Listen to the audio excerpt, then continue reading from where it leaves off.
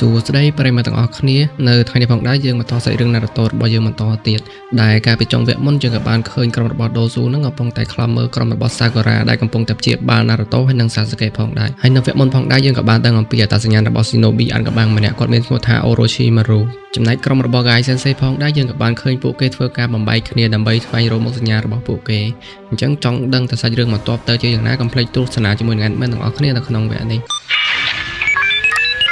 Standing by រឿងរបស់យើងបានចាប់ផ្ដើមនៅក្នុងព្រៃមរណៈដដែលយើងក៏បានឃើញ Sasuke ហើយនិង Naruto នឹងបានជាពីរបួសរបស់ពួកគេហើយគេក៏បានអរគុណទៅកាន់ Sakura ដែលបានមើលថែពួកគេបានយ៉ាងល្អនៅពេលនោះផងដែរយើងក៏បានឃើញ Orochimaru ដែលមុខមាត់របស់គាត់ពោពេញទៅស្នាមឆេះហើយក៏បានធ្វើការវាយប្រហារមកកាន់សមាជិកក្រុមទី7ផងដែរពេលដែល Sakura ឃើញអញ្ចឹង Sakura ក៏មានការភ័យស្លន់ស្លោខ្លាំងមែនទែនសាច់រឿងរបស់យើងក៏បានដឹងការពិតថានឹងគ្រាន់តែជាសបិនរបស់ Sakura តែប៉ុណ្ណោះនៅពេលដែល Sakura កំពុងតែមានអារម្មណ៍មិនល្អស្រាប់តែមានអ្វីមួយយ៉ាងសម្ដៅមករកនាងហើយយើងក៏បានដឹងការពិតថានឹងគ្រាន់តែជាសត្វកំប្រុកនៅពេលដែលឃើញសត្វកំប្រុកនឹងដើរសម្ដៅមករកខ្លួនអញ្ចឹង Sakura ក៏បានគប់គូណៃដើម្បីឲ្យសត្វកំប្រុកនឹងរត់គេចខ្លួនចូលទៅក្នុងព្រៃវិញហើយយើងក៏បានដឹងការពិតថាសត្វកំប្រុកនឹងគឺជាល្បិចរបស់ក្រុម Dozu តែប៉ុណ្ណោះនៅពីក្រោយខ្នងរបស់សត្វកំប្រុកនឹងគឺមានបង្កប់តែដោយ Pepper Bomb ចំណែកឯ Rock Lee វិញនៅពេលដែលកំពុងតែធ្វើដំណើរនៅក្នុងព្រៃមរណៈក៏បានប្រទះឃើញជាមួយនឹងកូនសត្វកំប្រុកហើយគេក៏បានជួយកូនសត្វកំប្រុកនឹងទាន់ពេលវេលាតែម្ដងសាច់រឿងរបស់យើងក៏កាត់មកដល់សមាជិកក្រុមរបស់ Asuma នៅពេលដែលពួកគេកំពុងតែពួននៅក្នុងព្រៃក៏ប្រទះឃើញជាមួយនឹង Neji ក៏បានចាប់អារម្មណ៍ហើយឃើញពួកគេផងដែរមូលហេតុដែល Neji អាចស្វែងរកពួកគេឃើញគឺដោយសារតែ Neji នឹងមានភ្នែកពិសេសបាយ៉ាវកាន់អញ្ចឹងណាអ្នកនរគ្នានៅពេលដែល Neji បានរកពួកគេឃើញ Neji មិនបានធ្វើអ្វីទៅលើពួកគេនៅទេដោយសារតែយល់ថាក្រុមពួកគេនឹងគឺជាក្រុមដែលល្ងងហើយមួយវិញទៀតក្រុមរបស់ពួកគេនឹងគឺជាក្រុមរួមវិលិកជាមួយគ្នាអញ្ចឹងណាអ្នកនរគ្នាចំណែក Shikamaru Ino ហើយនិង Choji វិញគឺមិនហ៊ានជាមួយនឹង Neji នោះទេបើទោះបីជា Neji នឹងមកតែម្នាក់ឯងក៏ដោយសាច់រឿងរបស់យើងក៏បានកាត់មកដល់ក្រុមទី7នៅពេលដែលក្រុម Dozu ធ្វើការវាយប្រហារទៅកាន់ Sakura ហើយយើងក៏បានឃើញ Rock Lee នឹងបានមកជួយសង្គ្រោះ Sakura ទាន់ពេលវេលាផងដែរ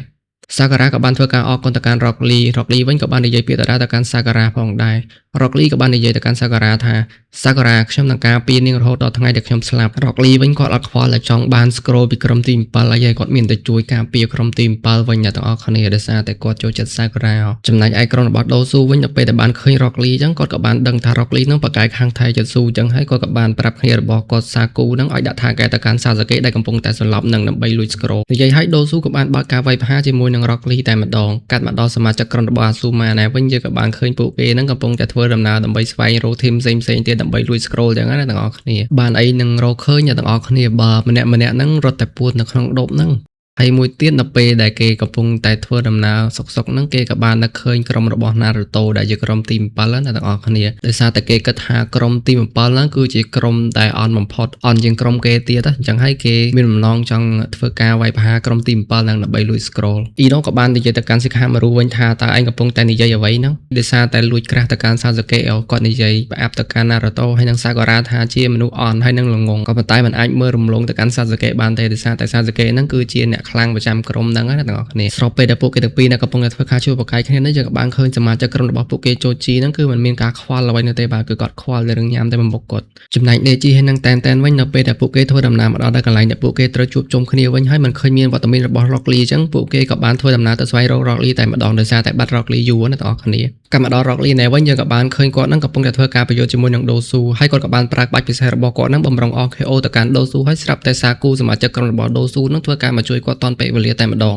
ដោយសារតែ Rock Lee បានប្រជាការហើយនឹងកម្លាំងរបស់គេច្រើនពេកដែលធ្វើឲ្យសមត្ថភាពរបស់គេចុះខ្សោយចំណែកឯ Dozu វិញនៅពេលដែលឃើញអញ្ចឹងគេក៏បានប្រើបច្ចេកទេសល្បឿននៅក្នុងសម្លេងរបស់គេដើម្បីធ្វើការវាយប្រហារទៅកាន់ Rock Lee តែម្ដងដែលធ្វើឲ្យ Rock Lee នឹងមិនអាចកម្រើកបាននោះទេនៅពេលដែល Rock Lee មិនអាចកម្រើកបាន Dozu ក៏បានប្រើបំលាស់ទីរបស់គេដើម្បីវាយប្រហារទៅកាន់ Sakura ក៏ប៉ុន្តែត្រូវបាន Rock Lee ព្យាយាមចូលមកខាត់ម្ដងទៀត Dozu ក៏បានប្រើតិចនៃសម្លេងពិសេសចេញពីដៃរបស់គេដោយសារតែ Rock Lee មិនអាចទ្រាំទ្រនឹងសម្លេងបាន Rock Lee ក៏បានស្លាប់តែម្ដងនៅពេលដែលឃើញ Dozu ចង់បញ្ចប់ជីវិត Rock Lee Sakura ក៏បានក្បត់បទសម្ងាត់ Shinshuriken ដើម្បីការពារជីវិត Rock Lee ក៏ប៉ុន្តែត្រូវបាន Saku ប្រើសម្ពាធខ្យល់វិលត្រឡប់មកវិញផងដែរស្របពេលជាមួយគ្នានោះផងដែរយើងក៏បានឃើញ Ino Choji ហើយនិង Shikamaru មានវត្តមាននៅទីនោះផងដែរដោយពួកគេមិនអាចជួយអ្វីបាននោះទេ Shikamaru បាននិយាយទៅកាន់ Ino ឲ្យធ្វើរឿងអ្វីមួយដើម្បីការពារជីវិតរបស់ Sakura ដែលជាមិត្តភក្តិរបស់ពួកគេកាលពីនៅក្មេងក៏ប៉ុន្តែ Ino មិនអាចធ្វើអ្វីបាននោះទេដោយសារតែភ័យខ្លាចប្រឈមមុខជាមួយនឹងសត្រូវ ត្រូវចំណែកសាការ៉ាវិញនៅពេលនេះគេមិនអាចកម្រើកបាននោះទេដោយសារតែគេជាសមាជិករបស់ក្រុមដូស៊ូនឹងក៏បួយសក់របស់គេជាប់ហើយបាននិយាយមើលងាយទៅកាន់សាការ៉ាទៀតផងក៏ប៉ុន្តែនៅពេលដែលឃើញសាគូធ្វើដំណើរទៅកាន់សាសាកេហើយនិងណារូតូសាការ៉ាគាត់ក៏បានកាត់សក់របស់គាត់ចេញតែម្ដងហើយធ្វើការប្រយុទ្ធជាមួយនឹងក្រុមរបស់ដូស៊ូបន្តទៀតសាការ៉ានៅពេលនេះគឺមិនដូចជាសាការ៉ានៅពេលមុនទេសាការ៉ាបានប្រើតិចនិចពិសេសដែលលោកគ្រូកាកាស៊ីសិនសេបានបង្រៀនដល់សាការ៉ាបានធ្វើការវាយប្រហារជាមួយនឹងក្រុមរបស់ដូស៊ូតែម្ដងសាការ៉ាបានប្រើក្បាច់ Body Replement តិចនិចដើម្បីគេខ្លួនពីការតាំងចៅរបស់គៀនហើយបានប្រើគូនៃចាក់សម្ដៅទៅកាន់សាគូតែម្ដងចំណែកឯក្រុមទី10ដែលកំពុងមើលឯនេះវិញអ៊ីណូដែលជាមិត្តភក្តិពីកុមារភាពរបស់សាការ៉ាក៏បាននឹកឃើញពីអនុស្សាវរីយ៍របស់ពួកគេកាលពីនៅក្មេងហើយម្យ៉ាងវិញទៀតអ៊ីណូគាត់ក៏បានឃើញសាការ៉ានឹងព្យាយាមជួយមិត្តភក្តិនៅជុំវិញខ្លួនរបស់គេផងដែរអ៊ីណូស៊ីខាម៉ារូហើយនិងជូជីក៏បានធ្វើការអន្តរាគមន៍ជួយសាការ៉ាទាន់ពេលវេលាអ៊ីណូក៏បានប្រាប់សាការ៉ាថាមិនអាចស្លាប់បានទេដោយសារតែពួកគេទាំងពីរនាក់នឹងសន្យាថាប្រកួតប្រជែងគ្នារហូតដល់ថ្ងៃស្លាប់ចឹងណាទាំងអស់គ្នាអ៊ីណូក៏បាននិយាយទៅកាន់សាការ៉ាបន្ថែមថាឲ្យសាការ៉ានឹងមើលថែណារូតូហើយនិងសាសាកេបានល្អទុកឲ្យក្រុមពួកគេនឹងធ្វើការប្រយុទ្ធជាមួយនឹងក្រុមរបស់ដូស៊ូម្ដងនៅពេលដែលក្រុមរបស់អាស៊ូម៉ាប្រឈមមុខជាមួយនឹងក្រុមរបស់ដូស៊ូយើងក៏បានឃើញសាគូនឹងនិយាយប៉ះពាល់ទៅដល់ជូជីដោយសាគូនឹងបាននិយាយថាជូជីនឹងគឺជាមនុស្សពធជូជីនឹងគាត់អត់ចូលចិត្តណាគេទៅថាឲ្យគាត់មនុស្សពធទេទាំងអស់គ្នានិយាយទៅជូជីនឹងដូចអ្នកខ្លះអញ្ចឹងនៅពេលដែលបានឮអញ្ចឹងហើយជូជីក៏បានខឹងខ្លាំងមែនទែនគេក៏បានបោះនំរបស់គេចោលហើយក៏បាននិយាយថាគេមិនមែនពធណាគេគ្រាន់តែមានសាច់សោះហ្នឹងមុនពេលដែលការប្រកួតបានចាប់ផ្ដើមជូជីក៏បាននិយាយទៅកាន់ស៊ីខាម៉ារូហើយនិងអ៊ីណូថាឲ្យជួយធ្វើសាកសីឲ្យគេផងដោយសារតែនេះគឺជាការប្រកួតរវាងភូមិស្លឹកឈើហើយនិងភូមិសំឡេងនិយាយឲ្យជូជីក៏បានប្រើតិចនិចពិសេសប្រែក្លាយខ្លួនរបស់គេទៅជាបាល់មូលហើយក៏បានបើកការប្រយុទ្ធទៅជាមួយសាគូតែម្ដងចំណែកអាសាគូវិញក៏បានប្រើតិចនិចពិសេសសម្ពាធខ្យល់របស់គេដើម្បីរងផងដែរក៏ប៉ុន្តែมันអាចទប់ទល់ជាមួយនឹងកម្លាំងចក្ររបស់ជូជីបាននោះទេហើយនៅពេលនោះផងដែរយើងក៏បានឃើញដូស៊ូនឹងព្យាយាមចូលទៅជួយសាគូវិញម្ដងក៏ប៉ុន្តែត្រូវបានហាមឃាត់ដោយស៊ីខាម៉ារូស៊ីខាម៉ារូបានប្រើក្បាច់ពិសេសប្រចាំក្លានរបស់គេគឺជាក្បាច់ Ninja Shadow Possession Jutsu ដើម្បីធ្វើការហាមឃាត់បុគ្គលម្នាក់ទៀតមិនឲ្យមានចលនាបានស៊ីខាម៉ារូក៏អាចគ្រប់គ្រងចលនារបស់ដូស៊ូបាននៅពេលដែលស៊ីខាម៉ារូព្យាយាមធ្វើដៃបេះដូងដូស៊ូក៏បានធ្វើដៃបេះដូងតាមផងដែរចំណែកឯគិនវិញនៅពេលដែលមិនដឹងថាដូស៊ូនឹងត្រូវបានស៊ីខាម៉ារូគ្រប់គ្រងរាងកាយបានអញ្ចឹងក៏បានថាឲ្យដូស៊ូនឹងលេងសើចច្រើនបន្តមកទៀតយើងក៏បានឃើញអ៊ីណូប្រើក្បាច់ Mind Transfer Jutsu ដើម្បីចូលទៅគ្រប់គ្រងរាងកាយរបស់គិនបន្ទាប់ពីធ្វើការគ្រប់គ្រងរាងកាយរបស់គិនបានហើយអ៊ីណូក៏បាននិយាយទៅកាន់ដូស៊ូហើយនិងសាគូថាកុំឲ្យកម្រើកខ្លួនបើមិនចង់ឲ្យមិត្តភក្តិរបស់គេស្លាប់ហើយក៏បាននិយាយបន្ថែមថាឲ្យពួកគេនឹងបកគោ scroll ហើយចាក់ចេញពីក្នុងព្រៃមរណៈហ្នឹង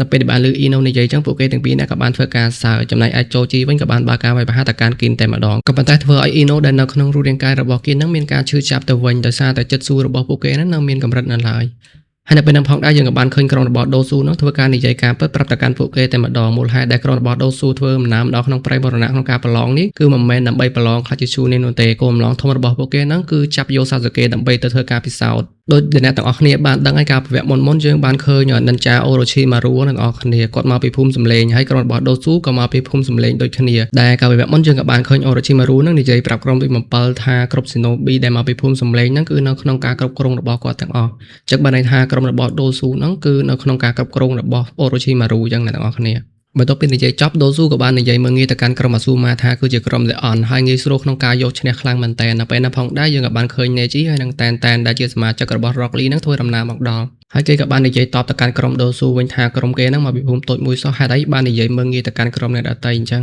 ហើយនេជីក៏បាននិយាយបន្ថែមទៅកាន់ក្រុមរបស់ដូស៊ូថាពួកឯងយកឈ្នះទៅលើក្រុមអ្នកទុនខ្សោយហើយតាំងខ្លួនឯងថាជាអ្នកខ្លាំងមើលទៅពិតជាអន់ខ្លាំងមែនទែនស្របពេលជាមួយគ្នានោះដែរសាគូក៏បាននិយាយទៅកាន់នេជីវិញថាពួកឯងចេញមកដូចជាសត្វកាឡាត់អញ្ចឹងមិនមែនជារឿងរបស់ពួកឯងទេឆាប់ចេញទៅឆ្ងាយទៅនេជីក៏បានប្រើភ្នែកបាយ៉ាគូកាន់សម្ដៅទៅក្រុមរបស់ដូស៊ូហើយក៏បាននិយាយថាក្មេងម្នាក់ដែលសន្លប់នៅចំពោះមុខឯងតើពួកឯងធ្វើអ្វីគេមែនទេគេគឺជាសមាជិកក្រុមរបស់យើងនៅពេលដែលក្រុមរបស់ដូស៊ូហើយនិងដូស៊ូបានឃើញខ្សែភ្នែករបស់នេជីពួកគេក៏មានការភ្ញាក់ផ្អើលចំពោះខ្សែភ្នែករបស់នេជីចំណែកនេជីវិញដោយសារបាយ៉ាគូកាន់របស់គាត់មើលឃើញអ្វីទាំងអស់គេក៏អាចមើលឃើញឆាការ៉ារបស់ក្រុមដូស៊ូផងដែរស្របពេលដែលពួកគេកំពុងតែធ្វើការសន្ទនាយើងក៏បានឃើញសាសាកេនឹងបានភ្ញាក់ពីដំណេករបស់គេហើយរបួសរបស់គេបានជាយ៉ាងឆាប់រហ័សផងដែរចំណែកឯនៅលើខ្លួនរបស់សាសាកេគឺពោពេញដោយចំហាយខ្មៅៗអុចជាច្រើនមូលហេតុនោះគឺដោយសារតែខូម៉ានៅលើកញ្ចាំងករបស់សាសាកេកំពុងតែដំណើរការមូលហេតុដែលសាសាកេមានខូម៉ាគឺដោយសារតែការពិវៈមុនទាំងអស់គ្នាអូរ៉ូឈីម៉ារូបានខំកញ្ចាំងករបស់សាសាកេហើយបានបន្សល់ទុកខូម៉ានៅលើកញ្ចាំងករបស់សាសាកេតែម្ដងថាមពលខូម៉ាហ្នឹងគឺជួយបង្កើនថាមពលចក្ររាទៅខាងរាងកាយរបស់សាសាកេផងដែរជាមួយនឹងសារ៉េនហ្គានរបស់គាត់នៅពេលដែលឃើញសាសាកេមានស្ថានភាពចម្លែកបែបហ្នឹងអ្នកទាំងអស់គ្នាដែលនៅកន្លែងកើតហេតុគឺមានការភ្ញាក់ផ្អើលជាខ្លាំងជាពិសេសគឺដូស៊ូដោយសារតែដូស៊ូនោះគាត់បានស្គាល់ថាស្នាមហ្នឹងគឺជាស្នាមខុសម៉ាស់ណាទាំងអស់គ្នា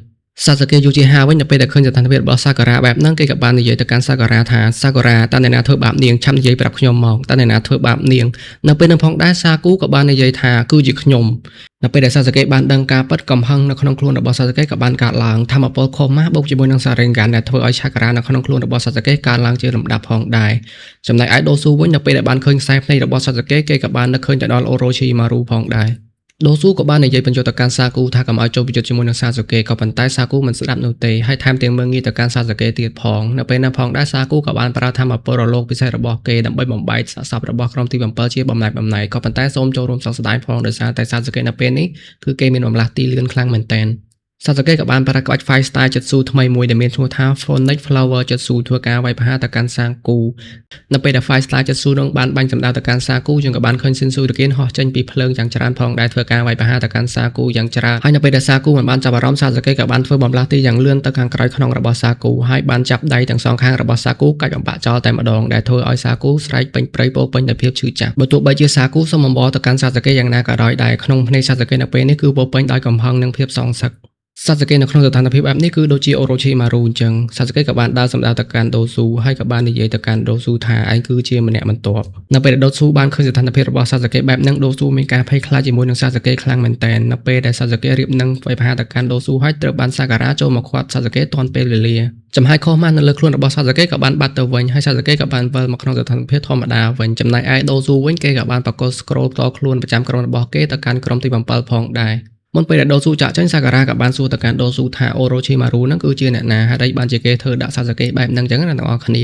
ហើយដូស៊ូវិញក៏គេនិយាយថាគេអត់ដឹងទេគេតបតែទទួលបញ្ជាពីអូរ៉ូឈីម៉ារូហ្នឹងឲ្យមកធ្វើឃាតសាស្ត្រកិច្ចតែប៉ុណ្ណោះហើយដូស៊ូវិញគាត់ក៏ឆ្ងល់ខ្លួនឯងដែរថាអូរ៉ូឈីម៉ារូហ្នឹងបញ្ជាក្រុមរបស់គាត់ហ្នឹងមកឲ្យសម្លាប់សាស្ត្រកិច្ចក៏ប៉ុន្តែបែរជាអូរ៉ូឈីម៉ារូផ្ទាល់ខ្លួនវិញមិនសម្លាប់សាស្ត្រកិច្ចទៅវិញផ្ទុយទៅវិញអូរ៉ូឈីម៉ារូហ្នឹងថែមទាំងបន្សល់ទុកស្នាមខុសម៉ាស់ដែលជាជំនួយឆាការ៉ាដើម្បីឲ្យសាស្ត្រកិច្ចហ្នឹងមានកម្លាំងកាន់តែខ្លាំងទៀតអ្នកទាំងអស់គ្នាបន្ទាប់ពីដូស៊ូនិងក្រុមរបស់គេបានចាក់ចេញពីកន្លែងហ្នឹងបាទយើងក៏បានឃើញក្រុមរបស់កូណូហាទាំងអស់ហ្នឹងក៏បានចូលមកជួយសមាជិករបស់ពួកគេរៀងៗខ្លួនចំណែកឯ NAG វិញក៏បានកត់សម្គាល់ទៅកាន់ឆាការ៉ារបស់សាស្ត្រកិច្ចយូជីហាផងដែរគឺពិតជាគួរឲ្យចាប់អារម្មណ៍ខ្លាំងមែនទែនចំណែកណារូតូវិញគេក៏បានដេកសមាសម័យឃើញសាការ៉ាហ្នឹងកំពុងតែជួបគ្រោះថ្នាក់ហើយគេក៏បាននិយាយទៅកាន់សាការ៉ាថាកុំភ័យអីសាការ៉ាខ្ញុំនឹងការពារអ្នកដល់ពេលដែលឃើញស្ថានភាពរបស់ណារូតូអញ្ចឹងសិក្ខាមារុក៏បានឲ្យចូលជីនឹងតតណារូតូដើម្បីឲ្យណារូតូនឹងភ្ញាក់ពីដំណេករបស់គេចំណែកឯសាស្ត្រកិច្ចវិញយើងក៏បានឃើញថាគាត់កំពុងតែមានការព្រួយបារម្ភចំពោះស្ថានភាពរបស់គាត់នៅពេលហ្នឹងផងដែរអញ្ចឹងការសម្រាយរឿងរបស់ Admin នៅថ្ងៃនេះគឺសូមសម្រាប់តែប៉ុណ្ណឹងសិនអ្នកទាំងអស់គ្នាចាំជួបគ្នានៅវីដេអូក្រោយបន្តទៀតចង់ដឹងតើសាច់រឿងនៅក្នុងព្រៃមរណៈនៃការប្រឡងឈូនេនវគ្គ2ហ្នឹងនឹងទៅជាយ៉ាងណាកុំភ្លេចទស្សនាជាមួយ Admin នៅវគ្គបន្ទាប់ទាំងអស់គ្នា